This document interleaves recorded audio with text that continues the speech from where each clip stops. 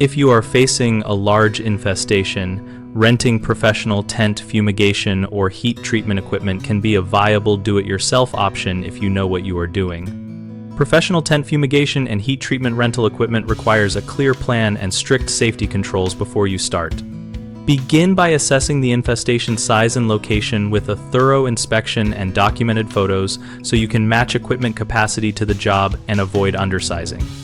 Choose a reputable rental supplier that provides detailed written instructions, on-site orientation if possible, and clear emergency contacts. Ask for equipment manuals and a checklist of consumables such as gas cylinders or heating elements. Learn and follow ventilation and gas monitoring procedures, including how to use and interpret readings from a carbon monoxide monitor and an oxygen sensor, and always keep devices calibrated and within their service dates. Obtain any required permits and notify neighbors and local authorities, as regulations often require formal notification for tent fumigation or large-scale heat treatments. Confirm evacuation distances and re-entry criteria. Prepare the structure by sealing openings, removing or protecting heat-sensitive items, and labeling treated zones, and have fire suppression tools and a trained spotter on site during operations.